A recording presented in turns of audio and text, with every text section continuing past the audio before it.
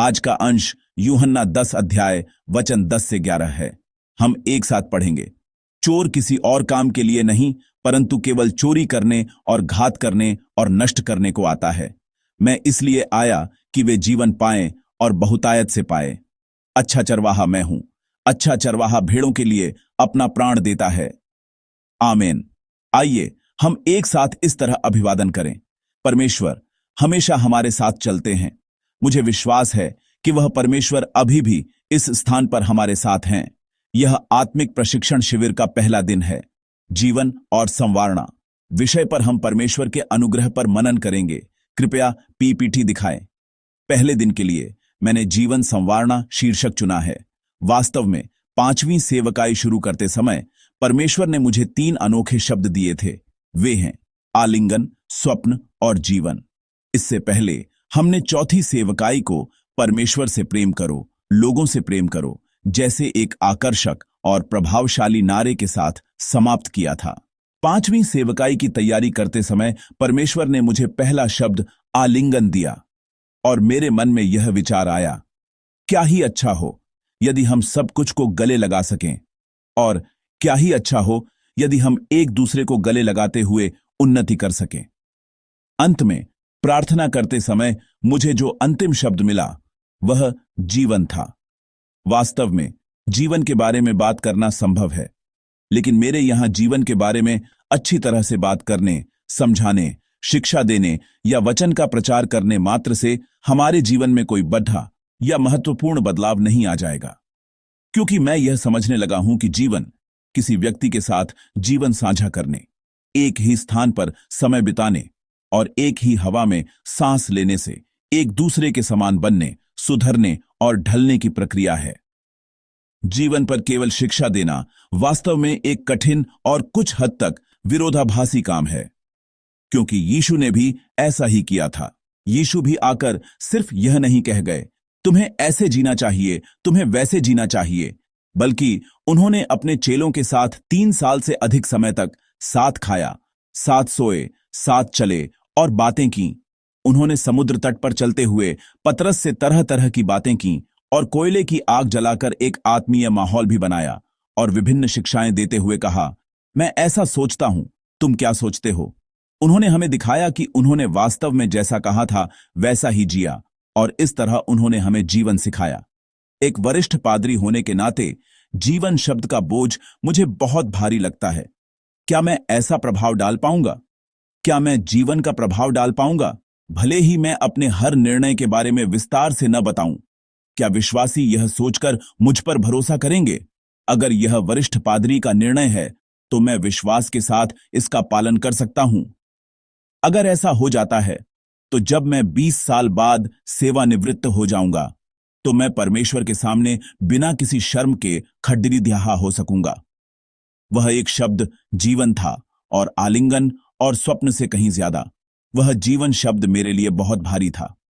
इसलिए आलिंगन की तैयारी करते समय मैं कलीसिया में सिर्फ 1 रात सोया था। अब जीवन की तैयारी करते हुए मैं पिछले शुक्रवार को सोया था, कल कलीसिया में सोया था, और अब मुझे लगता है कि मुझे 3 दिनों तक कलीसिया में ही सोना होगा। हमने पिछले साल के उत्तरार्ध के प्रशिक्षण शिविर में आलिंगन के बारे में 5 प्रमुख बिंदुओं के साथ विचार किया था। आलिंगन परमेश्वर पिता का आलिंगन है। यह वह जगह है जहां हम अभी रहते हैं, और भले ही हमें लगे कि हम चले गए हैं, यह वह जगह है जहां हम किसी दिन लौट कर आएंगे। यह वह स्थान नहीं है जो हमें परीक्षा लेकर स्वीकार करता है, बल्कि यह वह स्थान है जो हम अयोग्य लोगों को बिना शर्त गले लगाता है। यहां तक कि उड़ाऊ पुत्र को भी, जिसने अपनी सारी संपत्ति बर्बाद कर दी और हर तरह के बुरे काम किए, उससे यह नहीं पूछा गया तुमने ऐसा क्यों किया, बल्कि उसे बस गले लगा लिया गया और अपनी बाहों में ले लिया गया। यही हमारे परमेश्वर पिता का आलिंगन है। मैं प्रार्थना कर रहा हूं कि हमारी आराधना और सेल समूह की बैठकें ऐसी ही हों। स्वप्न, इस शब्द में यह इच्छा निहित है कि हम आत्मिक उन्नति करें। हम अक्सर वहीं गिरते हैं जहां हम हमेशा गिरते थे, और हम बार बार गिरते हैं। कई बार ऐसा लगता है कि हमारा विश्वास किसी हिस्से में आकर अटक गया है, और कई बार ऐसा लगता है कि कि हमारा विश्वास उस बिंदु पर स्थिर हो गया है। उस रुकावट को विश्वास के साथ पार करके आगे बढ़ना, चाहे वह भौतिक वस्तुओं, चरित्र या समय का समर्पण हो, प्रभु के लिए एक बार उसे त्याग कर, उस सीमा को लांघकर आत्मिक उन्नति का अनुभव करना, यही स्वप्न का विषय है। विश्वास नेविगेशन, जिसे मूल रूप से पहली छमाही में पूरा किया जाना था और अब एक एप्लीकेशन के रूप में तैयार किया जा रहा है, हमारी कलीसिया के स्वप्न का एक उत्कृष्ट उदाहरण है। मैं प्रभु के नाम पर आप सभी विश्वासियों को आशीष देता हूं कि आप कल से ज्यादा आज और आज से ज्यादा कल उन्नति कर सकें। अंत में, जीवन, पवित्र आत्मा का फल उत्पन्न करने वाला जीवन किसी विशेष सेवकाई का नहीं, बल्कि हमारे चरित्र का परिणाम होता है। यह कलीसिया की चारदीवारी के भीतर नहीं, बल्कि जीवन के उन क्षेत्रों में प्रकट होता है जहां हम रोजाना संघर्ष करते हैं, हमारे जीवन के वास्तविक मैदान में। इसलिए, क्या मैं घर पर एक मसीही की तरह जी रहा हूं? स्कूल में, क्या मैं एक बपतिस्मा प्राप्त व्यक्ति के रूप में उस चांदी की अंगूठी के योग्य जी रहा हूं जो मुझे बपतिस्मा के समय हमारी कलीसिया से मिली थी? कार्यस्थल पर, जिस सेल समूह और सेवकाई टीम का मैं हिस्सा हूं, और कोइनोनिया यानी कलीसियाई समुदाय के एक सदस्य के रूप में, क्या मैं अपने पद के योग्य जीवन जी रहा हूं? यह हर दिन जांचते हुए मैं चाहता हूं कि हमारे जीवन का हर क्षेत्र अनुग्रह का स्थान बने और प्रकाश की संतान के रूप में प्रभाव डालने का माध्यम बने। यही इच्छा जीवन शब्द में निहित है।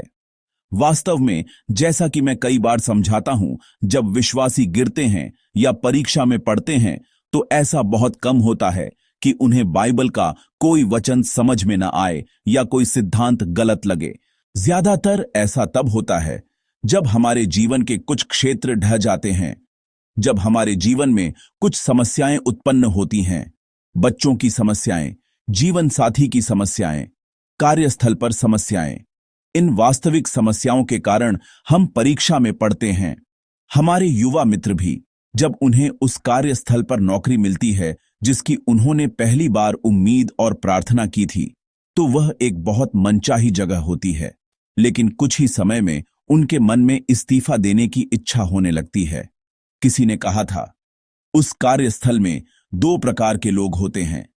पहले वे लोग हैं जो काम पर नहीं जाना चाहते, यानी जो घर जाना चाहते हैं, और कुछ लोग हैं जो काम पर जाना चाहते हैं, भले ही वह एक बहुत मनचाही नौकरी थी। नौकरी मिलने के कुछ ही समय बाद हम इस्तीफा क्यों देना चाहते हैं? क्या ऐसा इसलिए नहीं है क्योंकि उस कार्यस्थल के भीतर परमेश्वर द्वारा मुझे दी गई बुलाहट और वचन ने ठीक से जड़ें नहीं जमाई हैं? मैंने परमेश्वर के वचन तो बहुत सीखे हैं, लेकिन जब मैं उन्हें उस कार्यस्थल पर लागू करने की कोशिश करता हूं, तो क्या ऐसा इसलिए नहीं है क्योंकि मैंने कभी नहीं सीखा कि मुझे कार्यस्थल पर एक मसीही के रूप में कैसे जीना चाहिए? इसलिए मैंने हमारी कलीसिया के लिए यह इच्छा उस जीवन शब्द में डाली है कि हम घर पर, स्कूल में और कार्यस्थल पर यीशु में विश्वास करने वाले प्रभु के शिष्य के रूप में जिए। मैं प्रभु के नाम पर आशीष देता हूं कि जब हम एक साथ विश्वास का जीवन जिए तो हमारे जीवन के स्थान कलीसिया के समान पवित्र स्थान बन जाए। अब यदि हम वचन में और गहराई से जाएं तो यह इस प्रकार है। जीवन के बारे में बात करना आध्यात्मिकता के बारे में बात करने जैसा है। मैं जीवन के बारे में हमेशा जो दावा करता हूं वह इस एक वाक्य में देखा जा सकता है। जब हम आध्यात्मिकता के बारे में सोचते हैं तो हम आमतौर पर दो तरह की तस्वीरें याद करते हैं। एक है जोशीली भक्ति, जैसे प्रार्थना के पहाड़ पर अनुभव होती है, और दूसरा है मठवासी जीवन, कुछ ऐसा जो दुनिया से अलग है, पृथक है, कुछ ऐसा जो सांसारिक से भिन्न है। हम एक ऐसी जगह के बारे में सोचते हैं जहां केवल पवित्र चीजों का अनुसरण किया जाता है। आध्यात्मिकता के बारे में लोग जोशीली भक्ति या मठवासी जीवन, इन दोनों में से एक के बारे में सोचते हैं, लेकिन वास्तव में आध्यात्मिकता के बारे में बात करते समय हमें केवल प्रार्थना के पहाड़ या मठ के बारे में नहीं सोचना चाहिए। आध्यात्मिकता शब्द को इस वाक्य से समझा जा सकता है। क्या हम इसे एक साथ पढ़ेंगे?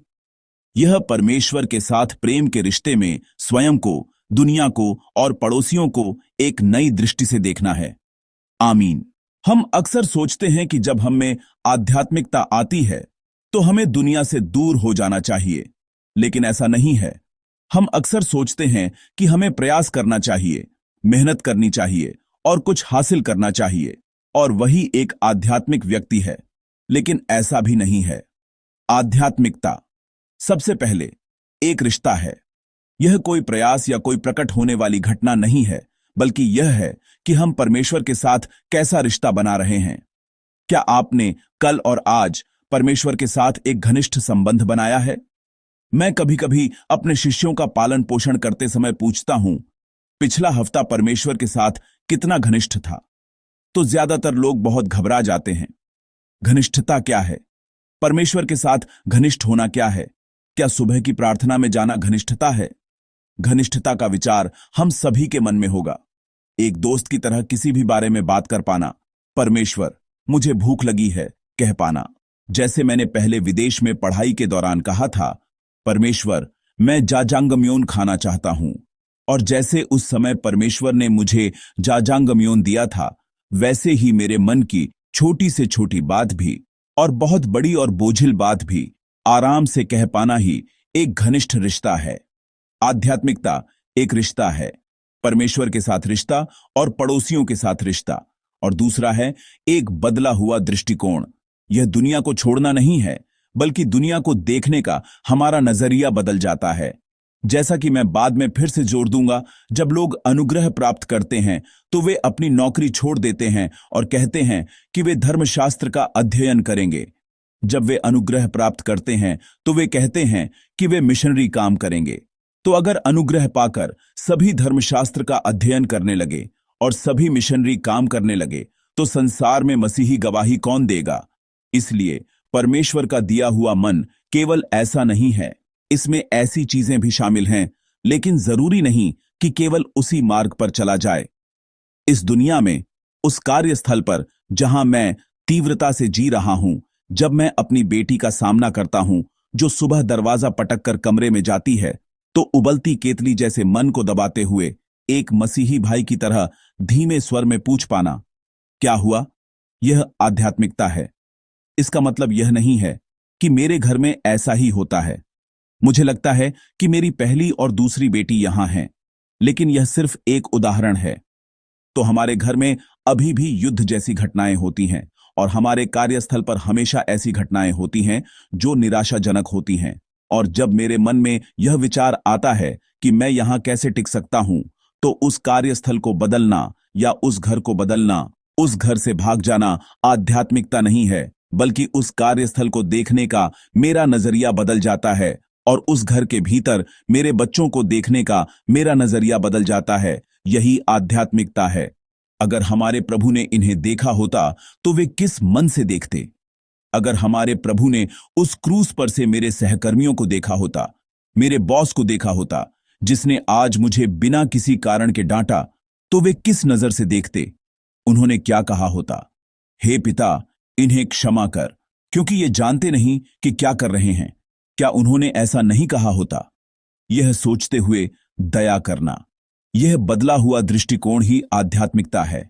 जगह छोड़ना नहीं, बल्कि मेरा दृष्टिकोण बदलना, यानी माहौल का बदलना नहीं, बल्कि मेरा बदलना। आध्यात्मिकता ऐसी है, और यह अभ्यास करना है। मैं क्या कर सकता हूं? छोटे रूप में उस निराशाजनक जूनियर के लिए, उस निराशाजनक बॉस के लिए मैं क्या कर सकता हूं? मैं मसीह के प्रेम से उसे कैसे जीत सकता हूं? क्या मैं उसे बस गले लगा लूं या उसे चूम लूं? ऐसी कल्पनाएं करते हुए किसी तरह परमेश्वर की संतान के तरीके से इस समस्या को हल करने की कोशिश करना। भले ही यह अच्छी तरह से काम न करे, भले ही यह अच्छी तरह से लागू न हो, हमेशा यह निर्णय लेना और मन बनाना कि फिर भी मैं इसी तरीके का उपयोग करूंगा और उसी तरह जीना। इसलिए यह केवल भावनात्मक रूप से उबलने वाली कोई चीज नहीं है। यह केवल रहस्यमय अनुभव नहीं है, बल्कि हमारे आध्यात्मिक युद्ध के उस जीवन के क्षेत्र में वास्तव में एक काम करना, एक कप कॉफी देते हुए एक गर्म शब्द कहना, आज के मेरे मनन से एक बात लिख कर देना, एक छोटा सा नोट लिख कर देना, और इस तरह वचन साझा करना, इस तरह प्रार्थना करना। यही आध्यात्मिकता है। आध्यात्मिकता वास्तव में हमारे जीवन के स्थान पर ठोस रूप से होने वाली ऐसी ही एक चीज है। इसलिए सही आध्यात्मिकता वास्तविक जीवन में होनी चाहिए।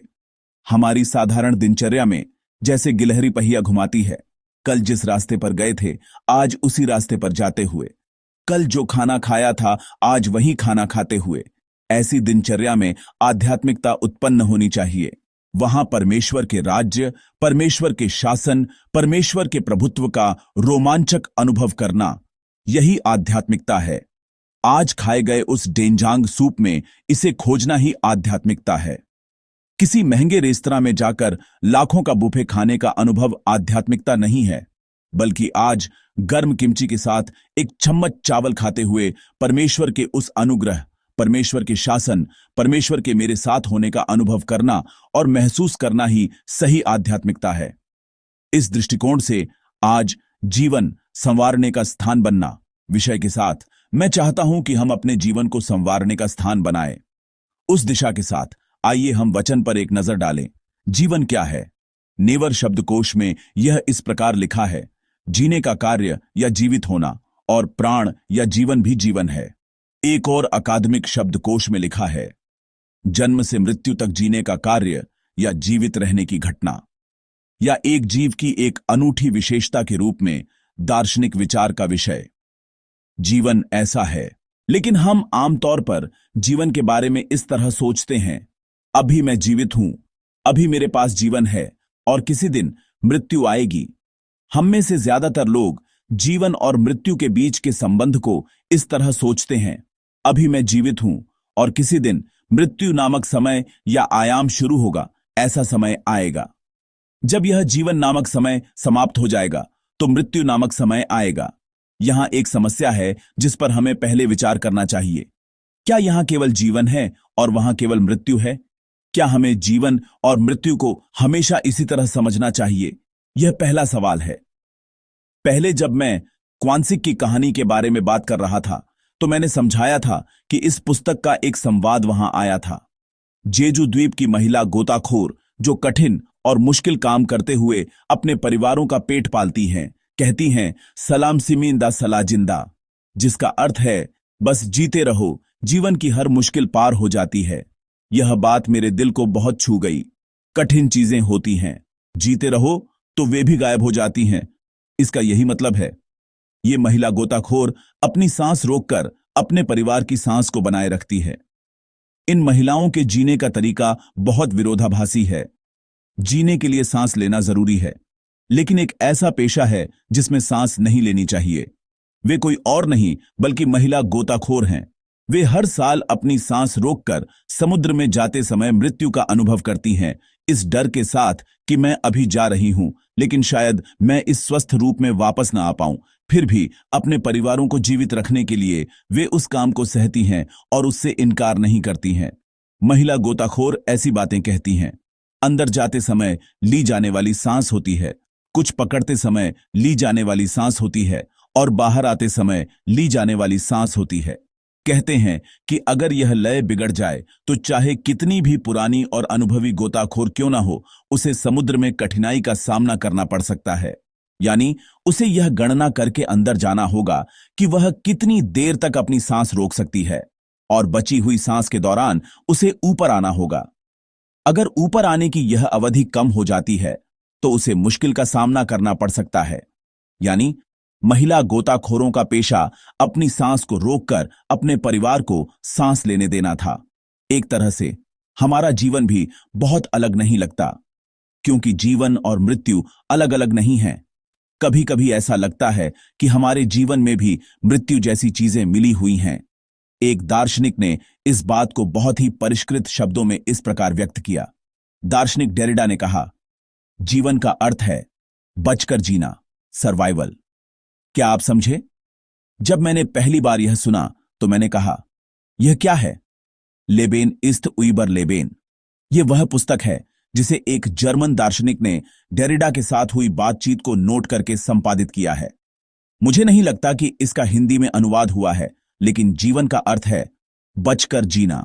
डेरिडा जीवन को इस तरह समझते हैं, सभी जीवन केवल मृत्यु के साथ संबंध में ही संभव है।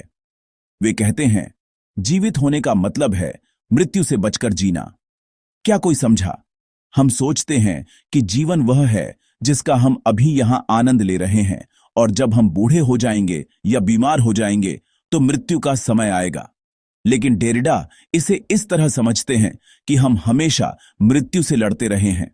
आज हम यहां स्वस्थ रूप से आराधना कर सकते हैं क्योंकि हम कई बार मौत के मुंह से बचकर निकले हैं। यह जीवित बचने के कारण है। हम नहीं जानते और हमने शायद इसे बहुत महसूस नहीं किया, लेकिन हो सकता है कि हम वायरस जैसी चीजों के कारण मरने के संकट से गुजरे हों।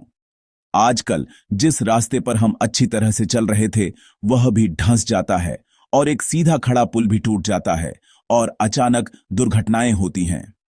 हो सकता है कि हम ऐसी दुर्घटनाओं से बचकर, ऐसे मौत के संकटों से बचकर आज का दिन जी रहे हों, और इस तरह जीवित बचकर यहां आराधना कर रहे हों।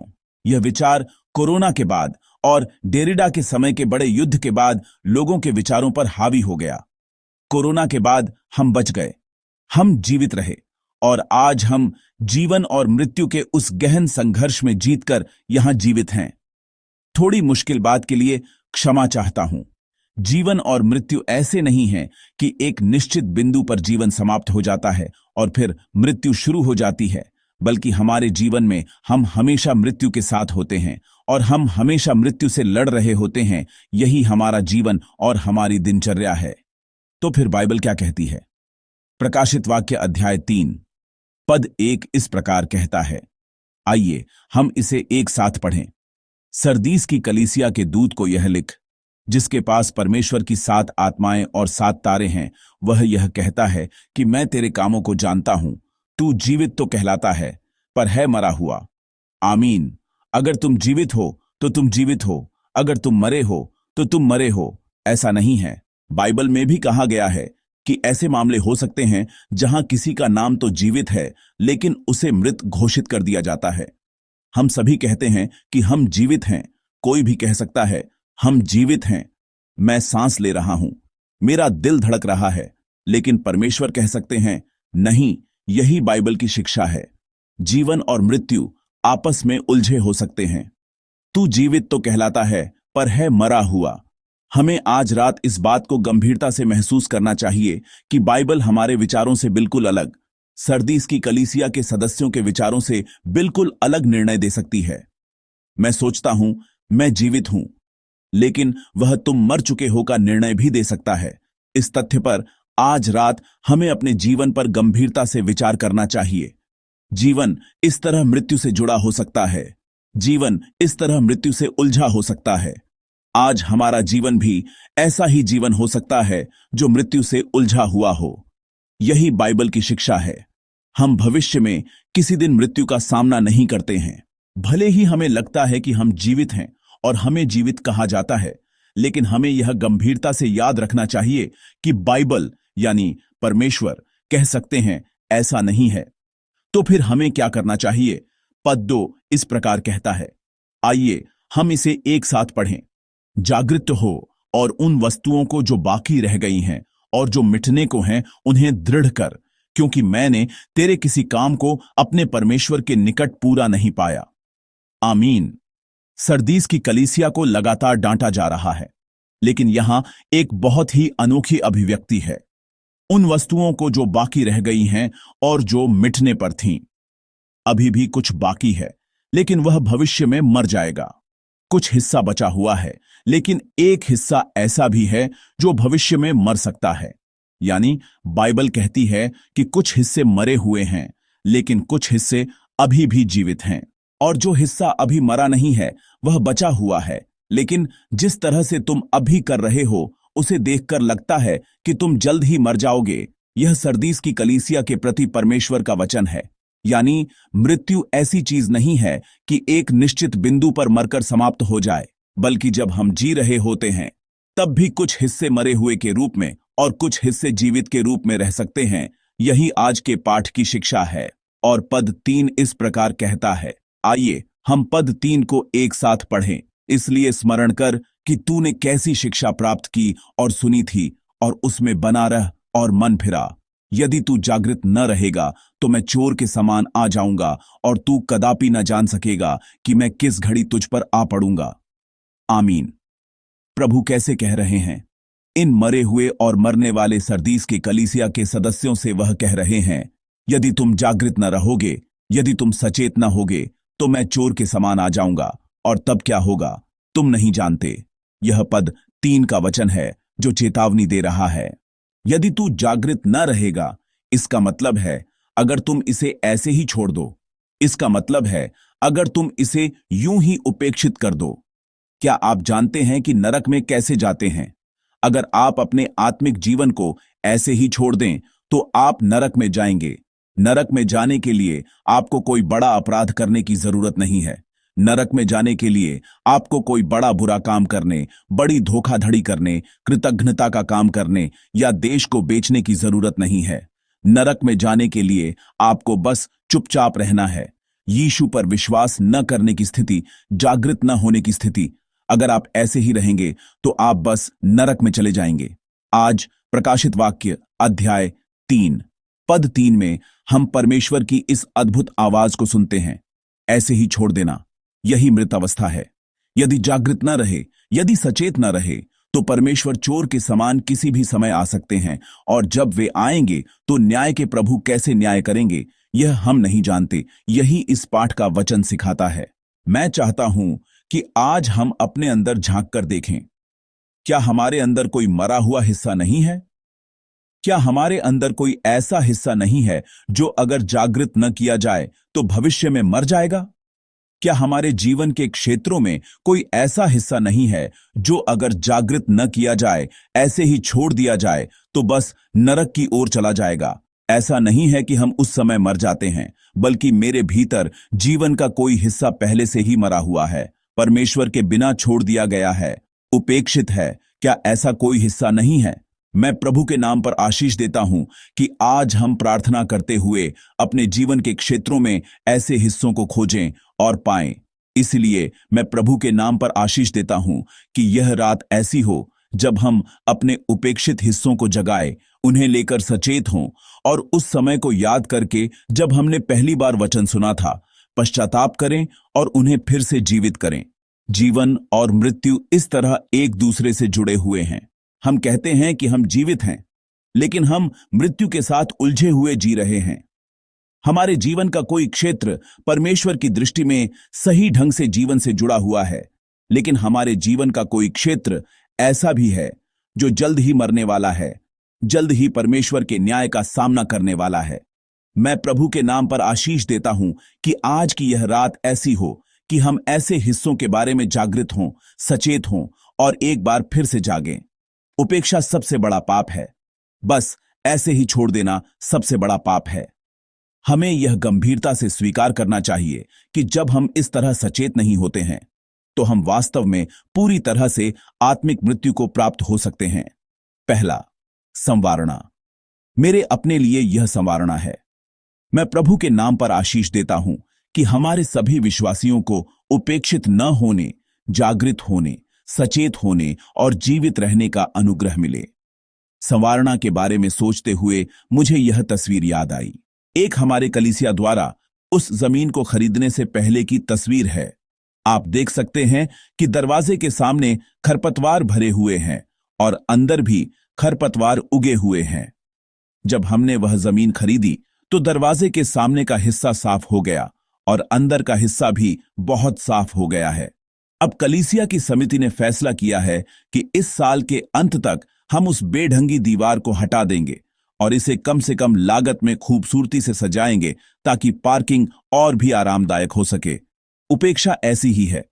अतीत से वर्तमान में आते हुए यह साफ और सुथरा हो गया है, लेकिन हमें यह गंभीरता से स्वीकार करना होगा कि हमारा आध्यात्मिक जीवन उल्टा भी जा सकता है। यह साफ था। मूल रूप से यह उस स्थिति में था जब हमारी कलीसिया ने इसे खरीदा था, जिसमें कोई घास या खरपतवार नहीं था। लेकिन इसे उपेक्षित करने, इसे ऐसे ही छोड़ देने से पाप की कड़वी जड़ें कहीं से उग आती हैं और कहीं से ऐसी आदतें जीवित हो जाती हैं जो एक मसीही के जीवन में नहीं होनी चाहिए। क्या ऐसे मामले नहीं हैं? हमें यह देखकर उल्टा जाने के बजाय जैसे जैसे मैं परमेश्वर की सेवा करता हूं और यीशु मसीह में विश्वास करता हूं, हमारी आध्यात्मिक स्थिति भी वैसी ही साफ सुथरी और व्यवस्थित हो जाए जैसी हमारी कलीसिया ने इस जमीन को संवारा है। मैं प्रभु के नाम पर आशीष देता हूं। हम भविष्य में किसी दिन मृत्यु का सामना नहीं करते हैं। हमें अभी भी मृत्यु पर विजय पाते हुए जीना है। नहीं तो हम जीवित कहलाएंगे, लेकिन हमारा जीवन मृत हो सकता है। अब हम दूसरे विचारणीय प्रश्न पर आते हैं। अगर हम जीवित हैं तो क्या यह अंत है? यूहन्ना अध्याय 10 पद 10 और 11। आइए हम इसे एक साथ पढ़ें। चोर किसी और काम के लिए नहीं, परंतु केवल चोरी करने और घात करने और नष्ट करने को आता है। मैं इसलिए आया कि वे जीवन पाएं और बहुतायत से पाएं। अच्छा चरवाहा मैं हूं। अच्छा चरवाहा भेड़ों के लिए अपना प्राण देता है। आमीन। हमारे प्रभु अपने बारे में बताते हुए एगो एमी, मैं अच्छा चरवाहा हूं, कह रहे हैं। यीशु के आने का कारण जीवन देना है। हम अक्सर यहीं रुक जाते हैं। मैंने यीशु पर विश्वास करके जीवन पाया। मैंने यीशु पर विश्वास करके उद्धार पाया। हमारा विश्वास का जीवन कई बार यहीं पर रुका रहता है। तो फिर हम सोचते हैं कि अब स्वर्ग जाने तक बस इंतजार करना है, जैसे कि बस उस समय को उबाऊ तरीके से गुजारना है। लेकिन ऐसा नहीं है। इस अगले पद में हमारे प्रभु हमें एक और वचन दे रहे हैं जो उतना ही महत्वपूर्ण है जितना कि जीवन प्राप्त करना। दूसरा यह है कि इसे बहुतायत से पाए। जीवन प्राप्त करने के बाद वह जीवन हमारे भीतर और भी प्रचुर हो जाता है। हमने जीवन पाकर जीना शुरू कर दिया है, लेकिन हमें एक ऐसा जीवन जीना है जिसमें उस जीवन का प्रभाव हम पर और भी बड़ा और शक्तिशाली हो जाए। हमारे प्रभु हमें जीवित करने के लिए आए थे, लेकिन केवल जीवित करना ही उनका उद्देश्य नहीं है। वे हमें उस जीवन के अद्भुत प्रभाव, उस जीवन के अद्भुत आनंद का स्वाद चखाने के लिए आए थे। यह वास्तव में कल का विषय है। हम आनंद विषय पर वचन साझा करेंगे। आज एक झलक के रूप में अगर हम थोड़ा और गहराई में जाएं तो यह इस प्रकार है। संवारने का आयाम ऐसा है। पहला होना न होना है, यानी जीवन होना, जीवन न होना, यह संवारने का आयाम है। लेकिन एक और आयाम भी है, वह है ज्यादा कम। जीवन का प्रचुर होना और जीवन का कम होना, यानी जिसके पास प्रचुर जीवन है वह उस प्रचुरता के साथ अपने जीवन के प्रभाव को दूसरों पर डालते हुए जी सकता है। जिसके पास कम जीवन है वह खुद जीने के लिए भी हांफता रहता है। परमेश्वर हमसे जो जीवन चाहते हैं वह केवल तुम्हारा एक जीवन बचाना नहीं है, बल्कि यह है कि वह जीवन हम में बह निकले और प्रचुर हो जाए, ताकि हम दूसरों को जीवन के प्रभाव से स्वतंत्र रूप से जीवित कर सकें। यही हमारे प्रभु चाहते हैं। यही प्रचुर जीवन का कार्य है। सिर्फ जीवन होना मतलब सिर्फ अपने लिए खाना, अपनी प्यास बुझाना और आज का दिन जीने के लिए पानी पाना है। लेकिन प्रचुर होना मतलब लगातार उंडेला जाना है, लगातार उंडेला जाना, इतना उंडेला जाना कि मैं उसे संभाल न सकूं। इसलिए मैं देने के लिए नहीं देता, बल्कि यह मेरे माध्यम से स्वाभाविक रूप से बहता है। क्योंकि परमेश्वर उंडेल रहे हैं, क्योंकि परमेश्वर इसे बहने दे रहे हैं। इससे पहले कि मैं यह सोचूं या मन बनाऊं या निर्णय लूं या कोई स्वैच्छिक कार्य करूं कि मुझे यह देना है, मुझे यह अपने बॉस को देना है, मुझे यह अपने जीवन साथी को देना है, मुझे यह अपने बच्चों को बांटना है, मुझे यह जीवन बांटना है, इससे पहले ही परमेश्वर मुझ पर इतना उंडेल देते हैं कि जो लोग मेरे साथ हैं, जिन लोगों से मैंने बात की है, जो लोग मेरे साथ एक ही स्थान पर हैं, उन तक परमेश्वर का जीवन स्वाभाविक रूप से बहता है और काम करता है और लोगों को जीवित करता है। और वे ऐसी प्रशंसा से भर जाते हैं कि वह व्यक्ति कुछ अलग है क्योंकि वह यीशु में विश्वास करता है। वह कुछ अलग है क्योंकि वह कलीसिया का एक अगुवा है। वह कुछ अलग है। यह पूर्ण और प्रचुर रूप से काम करने वाला कार्य यही है। तुम्हारे साथ रहने पर मन शांत हो जाता है। तुम्हारे साथ रहने पर लगता है कि तुम दूसरे दोस्तों से कुछ अलग हो। मन शांत हो जाता है। ऐसा लगता है कि तुम किसी और ही आयाम में जीने वाले व्यक्ति हो। मैं प्रार्थना करता हूं कि हम और हमारे बच्चे ऐसी प्रशंसा सुने। प्रभु के नाम पर आशीष देता हूं। इस तरह परमेश्वर उंडेलते हैं। जीवन का आनंद ऐसे लिया जाता है। जैसा कि मैं कल बताऊंगा, हम सोचते हैं कि कलीसिया के अंदर हमें कुछ कठोर चीजों, कुछ ऐसी चीजों को पूरा करना है जिन्हें मुझे उद्धार के लिए बनाए रखना है, और आनंद कहीं और है। आनंद नेटफ्लिक्स में है, आनंद यूट्यूब में है, आनंद मेरे दोस्तों के साथ संबंधों में है। आजकल बुजुर्गों का आनंद पार्क गोल्फ में है। ऐसा कुछ हम सोचते हैं कि कलीसिया के अंदर हमें कुछ गंभीर, उद्धार से संबंधित, सिद्धांत से संबंधित गंभीर पवित्र चीजें करनी हैं और आनंद कहीं और जाकर लेना है। लेकिन ऐसा नहीं है। यही असली खुशी की जगह है। परमेश्वर के वचन के अनुसार जीना ही असली खुशी है। आज मैंने आई वर्शिप करते हुए वचन पर मनन किया और मैंने फैसला किया कि मुझे इस तरह जीना है और वैसा जीवन जिया जाता है। इससे ज्यादा खुशी की कोई बात नहीं है। वचन का मेरे जीवन में पूरा होना, खिलना, साकार होना और परमेश्वर की प्रतिज्ञाओं का एक एक करके पूरा होना, ये ऐसी खुशियां हैं जिन्हें किसी भी चीज से बदला नहीं जा सकता। इसलिए खुशी, असली आनंद यही है। सेवा करते हुए हमें खुशी मिलती है। मिशन क्षेत्रों की सेवा करते हुए हमें खुशी मिलती है। प्रत्येक सेवा टीम की सेवा करते हुए, स्वयं सेवा करते हुए हमें जो खुशी मिलती है वह ऐसी खुशी है जो दुनिया नहीं दे सकती, जिसे दुनिया समझ भी नहीं सकती। मुझे विश्वास है कि ऐसी खुशी यही है। यह यूट्यूब में नहीं है, यह नेटफ्लिक्स में नहीं है। यह उस खुशी से लाखों गुना ज्यादा खुशी है जो हम अपने शौक पूरे करते हुए, गोल्फ खेलते हुए अनुभव करते हैं। परमेश्वर के साथ रहते हुए, उस विश्वास को बनाए रखते हुए, उस वचन का पालन करते हुए जीने वालों को जो खुशी मिलती है वह परिपूर्ण हो जाती है, बह निकलती है और दूसरों तक पहुंचती है। मैं चाहता हूं कि हम अपने जीवन पर विचार करें कि मैं किस स्तर पर संवारने का आनंद ले रहा हूं। यीशु ने जो किया वह यह है।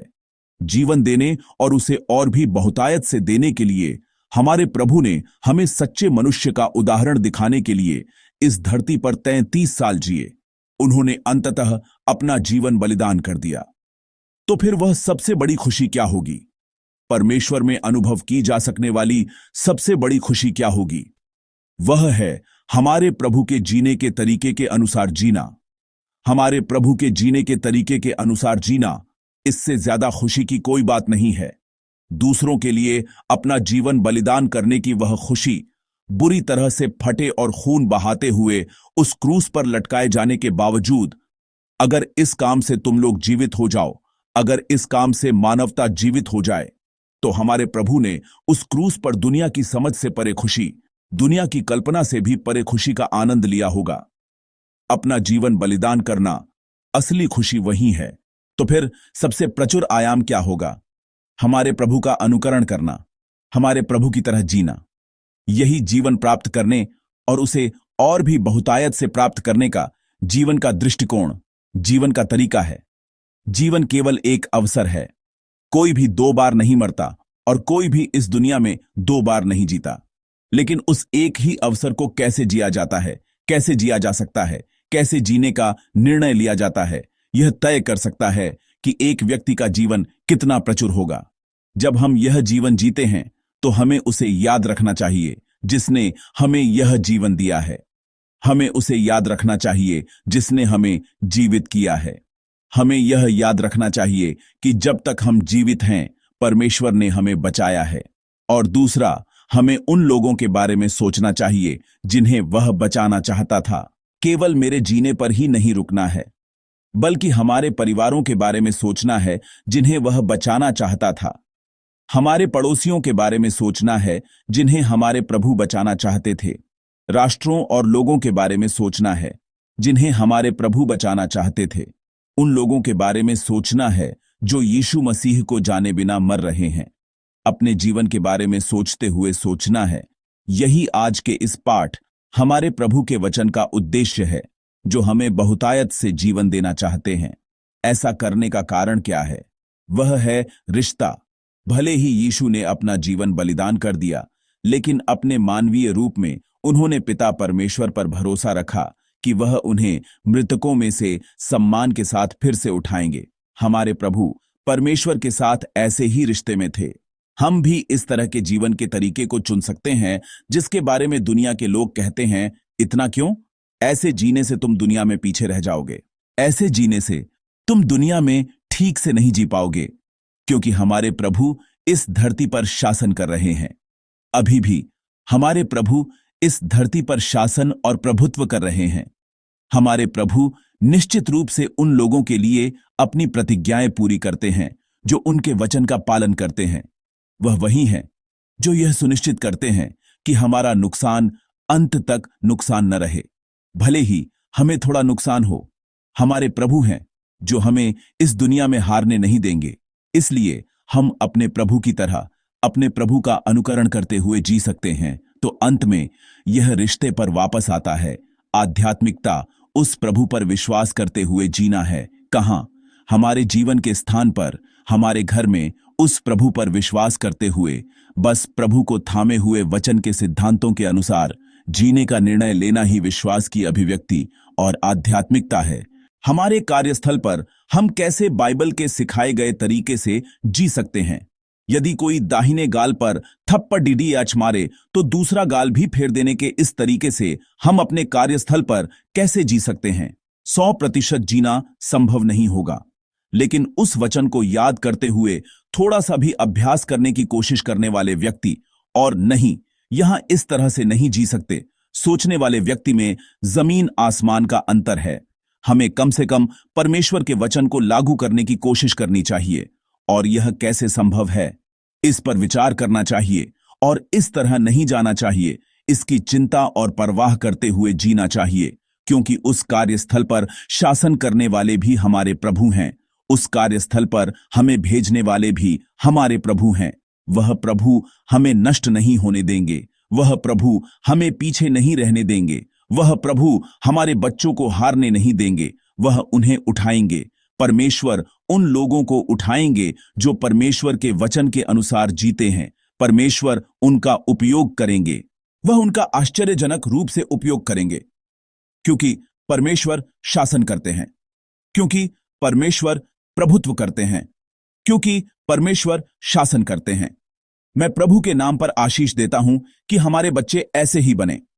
आध्यात्मिकता ऐसी है, परमेश्वर और लोगों के रिश्ते में स्वयं को, दुनिया को और पड़ोसियों को एक नई दृष्टि से देखना। मैं प्रभु के नाम पर आशीष देता हूं कि आज शाम के बाद हमारा कार्यस्थल कुछ अलग दिखे। मैं प्रभु के नाम पर आशीष देता हूं कि जिन लोगों से हम हमेशा मिलते हैं वे कुछ अलग दिखें। इसलिए आध्यात्मिकता रिश्तों का बहाल होना है, एक बदला हुआ दृष्टिकोण रखना है और थोड़ा सा भी प्रेम का अभ्यास करने का प्रयास करना और शुरू करना ही आध्यात्मिकता है। सही आध्यात्मिकता हमारे वास्तविक जीवन में होनी चाहिए और यह साधारण दिनचर्या के माध्यम से प्रकट होनी चाहिए। मैं प्रभु के नाम पर आशीष देता हूं कि परमेश्वर का वह शासन, परमेश्वर का वह प्रभुत्व मेरी दिनचर्या में हो। अंत में संवारना एक रिश्ता है, इसलिए संवारना अंततः वही होना चाहिए जहां मैं जी रहा हूं। मैं प्रभु के नाम पर आशीष देता हूं कि मेरे घर में जान आए, मेरे कार्यस्थल में जान आए और जिन लोगों से मैं मिलता हूं उनमें जान आए। ऐसे कार्य हमारे विश्वासियों के हर स्थान पर हों। केवल जीवित करना ही नहीं, बल्कि उन संवारने के कार्यों में और भी प्रचुरता से मसीह का कार्य हमारे जीवन के हर स्थान पर हो, ताकि हमारे जीवन के हर स्थान पर परमेश्वर का राज्य यहां है। हमारा घर परमेश्वर का राज्य है, हमारा कार्यस्थल परमेश्वर का राज्य है, ऐसा घोषित हो सके। इस तरह संवारने का कार्य जहां जहां प्रकट होता है, वहां वहां परमेश्वर का शासन, परमेश्वर का राज्य स्थापित हो। ऐसा जीवन आप जिए। मैं प्रभु के नाम पर आशीष देता हूं। हम दिए गए वचन पर मनन करते हुए एक साथ स्तुति करेंगे। हमारी स्तुति टीम तैयार हो जाए और हमारी प्रार्थना में मदद करने वाले हमारे पादरी कृपया आगे आ जाए। वह वर्षा तैयार करता है। स्तुति के गीतों पर मनन करते हुए परमेश्वर हमारे जीवन के हर क्षेत्र में अपने जीवन की वर्षा प्रदान करें। हमारे जीवन के हर स्थान पर, हमारे घरों और कार्यस्थलों पर अपने जीवन की वर्षा प्रदान करें। इस प्रार्थना के मन से हम एक साथ स्तुति करेंगे। हमारा प्रभु महान है और सामर्थ्य से भरपूर है। उसकी बुद्धि अपरंपार है और उसकी करुणा अनंत है। वह टूटे मन वालों को चंगा करता है और उनके घावों पर पट्टी बांधता है। वह तारों की गिनती करता है और उनमें से हर एक का नाम रखता है। वह बादलों से आकाश को ढकता है और पृथ्वी के लिए वर्षा तैयार करता है। हे यरूशलेम, यहोवा की स्तुति कर, अपने परमेश्वर की धन्यवाद के साथ उसके सम्मुख आओ। प्रभु की उपस्थिति में आराधना करो। हमारा प्रभु महान है और सामर्थ्य से भरपूर है। उसकी बुद्धि अपरंपार है और उसकी करुणा अनंत है। वह टूटे मन वालों को चंगा करता है और उनके घावों पर पट्टी बांधता है। वह तारों की गिनती करता है और उनमें से हर एक का नाम रखता है। वह बादलों से आकाश को ढकता है और पृथ्वी के लिए वर्षा तैयार करता है। हे यरूशलेम, यहोवा की स्तुति कर, अपने परमेश्वर की धन्यवाद के साथ उसके सम्मुख आओ, प्रभु की उपस्थिति में आराधना करो। आइए हम एक साथ प्रार्थना करते हुए आगे बढ़ें। आइए हम अपने जीवन पर विचार करें। सरदीस की कलीसिया ने यह डांट सुनी, तुम्हारा नाम तो जीवित है पर तुम मरे हुए हो। क्या ऐसा तो नहीं कि हम जीवित तो दिखते हैं पर हमारे जीवन के कुछ हिस्से उपेक्षित क्षेत्रों में मर रहे हैं? क्या मेरे जीवन में कोई उपेक्षित और त्यागा हुआ हिस्सा तो नहीं है जहां परमेश्वर के वचन और अनुग्रह की आपूर्ति होनी चाहिए? क्या वह बस उपेक्षित होकर कठोर तो नहीं हो गया है? क्या हमारे घर, हमारे कार्यस्थल, हमारे स्कूल में हमारा जीवन, अपना जीवन खोकर उपेक्षित तो नहीं पड़ा है? आइए हम अपने जीवन पर विचार करें और पश्चाताप के साथ परमेश्वर के पास आए। हमारे जीवन के सभी क्षेत्रों में प्रभु के जीवन का संचार करें, पवित्र आत्मा की वर्षा करें ताकि हम फिर से जी उठें। आइए हम प्रभु का नाम जोर से पुकारते हुए प्रार्थना में